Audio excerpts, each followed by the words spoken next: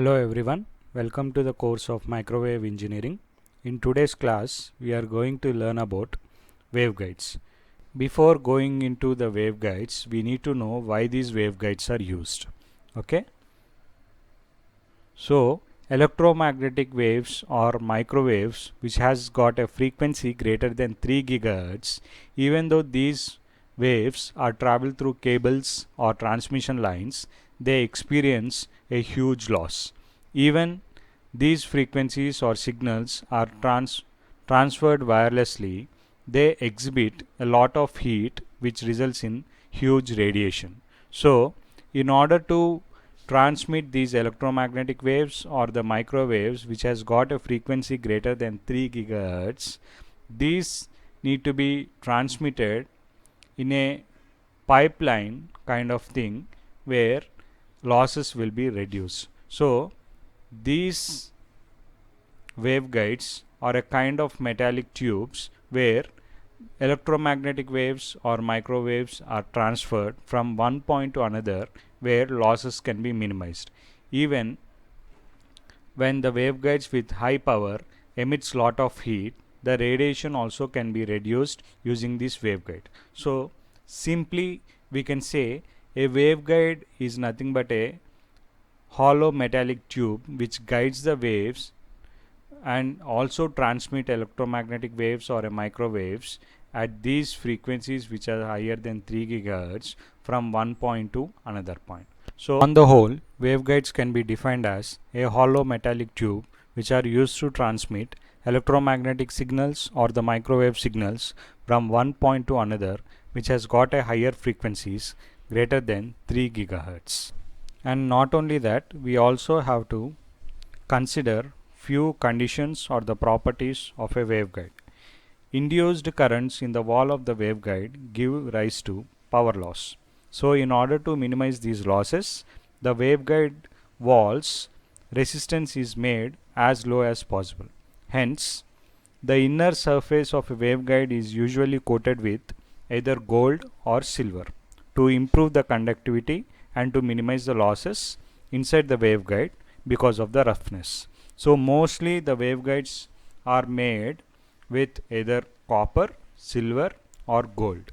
Okay, so these kind of waveguides are majorly used according to the applications like in industries, NASA or space related applications where higher frequencies of microwaves are used. So generally a normal range of a waveguides are manufactured using copper and these waveguides are generally air filled. These are the different types of waveguides which we see here. So there are almost 5 varieties of waveguides which are nothing but a metallic tubes which are used to transmit the electromagnetic waves or a microwaves from one point to another. So the first waveguide what we see is a rectangular waveguide. So this is an circular waveguide, this is an elliptical waveguide, and this is a single ridged waveguide, and this is another double ridged waveguide. Okay, so these are the 5 waveguides, types of waveguides which are used for transmitting the microwaves according to its application. So each waveguide is used for different application and each waveguide will be serving its own properties. Since irregular shapes are difficult to analyze and are rarely used, the most popular waveguides which are commonly used are rectangular waveguide and circular waveguide. These are the most simpler waveguides which are used to transmit the microwaves from one point to another, and they are also very user friendly and they are very easy to connect to the several devices, okay, in an easier way.